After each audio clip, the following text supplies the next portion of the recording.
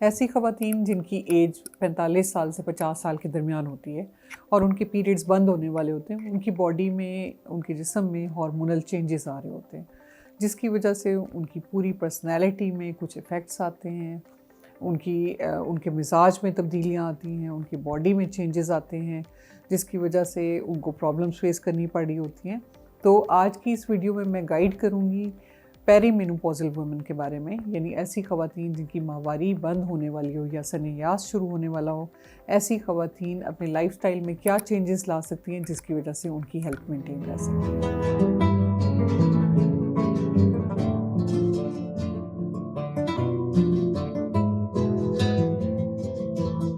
السلام علیکم، میرا نام ڈاکٹر صباحت خان ہے۔ میں ڈاکٹرز ہاسپٹل اور عمر ہاسپٹل جوہر ٹاؤن میں as consultant gynaecologist and IVF specialist practice کرتی ہوں۔ روزمرہ زندگی میں ہم دیکھتے ہیں کہ مڈل ایج خواتین کے بعد پھر ایک ایج آتی ہے 45 to 50 ایئرس۔ تو آج کل تو ہم 50 ایئرس کو مڈل ایج کہتے ہیں، کیونکہ 70 ایئرس کے بعد میں کہتی ہوں کہ بڑھاپا شروع ہوتا ہے، کہ آج کل کی خواتین جتنی ایکٹیو ہیں۔ لیکن یہ ہے کہ ایک قدرت کا نظام ہے، ہماری ماہواری ہر ماہ آتی ہے، لیکن جیسے جیسے ایج بڑھتی جاتی ہے 45 سے 50 سال کے درمیان ماہواری ارریگولر ہونا شروع ہو جاتی ہے اور آہستہ آہستہ بند ہو جاتی ہے، جسے ہم مینوپوز یا سن یاس کہتے ہیں۔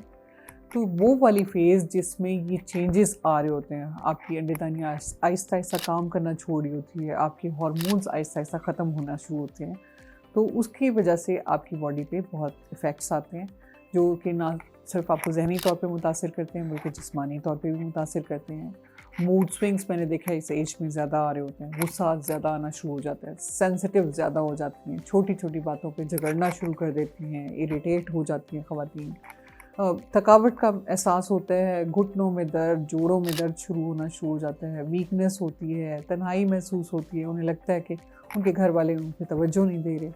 تو ایسی صورت میں خواتین اپنی ہیلتھ کو کیسے مینٹین کر سکتی ہیں؟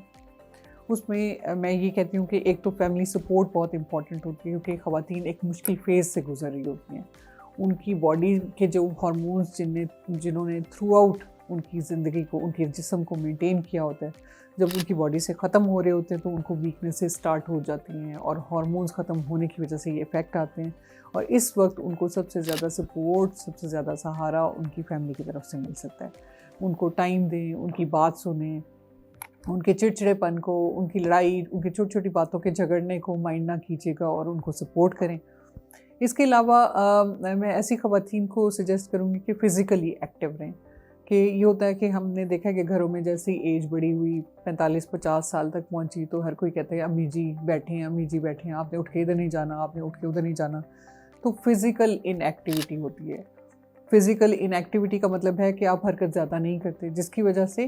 آپ کا وزن بڑھنا شروع ہو جاتا ہے۔ جب وزن بڑھتا ہے، آپ کو حرکت کرنے کی عادت نہیں رہتی، ورزش کرنے کی، واک کرنے کی عادت نہیں رہتی، تو اس کے بعد بیماریاں بھی مختلف طرح کی آنا شروع ہو جاتی ہیں۔ وزن بڑھنے کی وجہ سے جوڑوں کا درد، ہڈیوں کا درد بھی شروع ہو جاتا ہے، آپ کے ہارمونز ختم ہو رہے ہیں، اس کا ایفیکٹ بھی ہوتا ہے، اور پھر اوپر سے وزن بڑھنے کی کمپلیکیشنز بھی آنا شروع ہو جاتی ہیں۔ تو ایسی خواتین کو میں سجیسٹ کروں گی باقاعدگی سے واک کریں، ریگولر ہلکی پھلکی ایکسرسائز کریں، جس کی وجہ سے آپ کا وزن مینٹین رہے۔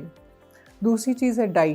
ڈائٹ کا آپ اپنا خیال رکھیں، جس میں ہیلدی ڈائٹ کا استعمال زیادہ کریں، فروٹس کا انٹیک زیادہ کریں، آپ پانی کا استعمال زیادہ کریں، آپ پروٹین ڈائٹ زیادہ لے سکتی ہیں، جس سے آپ کی ویکنسز جو اس وقت آپ فیس کر رہی ہیں اس کو آپ ہینڈل کر سکتی ہیں۔ اس کے علاوہ کچھ سپلیمنٹس جس میں کیلشیم اور وائٹامن ڈی بہت ضروری ہے، کیونکہ جب آپ کے ہارمونز آپ کی باڈی سے ختم ہو رہے ہوتے ہیں تو آپ کی ہڈیاں کمزور ہونا شروع ہو جاتی ہیں، جس کی وجہ سے آپ کو جگہ جگہ ہڈیوں میں درد، اور کچھ خواتین میں ہڈیوں میں فریکچر یعنی ہڈی ٹوٹنے کا خطرہ بھی بڑھ جاتا ہے۔ تو ایسی صورت میں اپنا کیلشیم لیول، آپ کا اپنا وائٹامن ڈی لیول آپ مینٹین رکھیں۔ کچھ سپلیمنٹس لے سکتے ہیں جس میں ملٹی وائٹامن کا آپ استعمال کر سکتے ہیں، جو کہ آپ کی باڈی کی ہیلتھ کے لیے بہت ضروری ہے۔ اس کے علاوہ مینٹل ہیلتھ کے لیے میں ایسی خواتین کو سجیسٹ کروں گی کہ کسی نہ کسی ہیلدی ایکٹیویٹی میں انگیج رہیں، اپنے آپ کو مصروف کریں، سوشلائز کریں، لوگوں سے ملیں، اور کوئی پریکٹیکلی کوئی ایسے کام آپ کرنا، بے شک آپ بہت زیادہ فزیکلی ایکٹیو نہیں ہوتی اس وقت، بے شک آپ میں اسٹیمنا بہت زیادہ نہیں ہوتا، لیکن کوئی نہ کوئی پروڈکٹیو کام، کوئی فزیکل ایکٹیویٹی ایسی کریں جس سے آپ کو بھی فائدہ ہو اور دوسروں کو بھی اس سے فائدہ ہو۔ آپ مصروف رہیں گی تو اس سے آپ کی مینٹل ہیلتھ بھی بہتر رہے گی اور آپ کی فزیکل ہیلتھ بھی بہتر رہے گی. تو اپنی کیئر آپ نے خود کرنی ہے.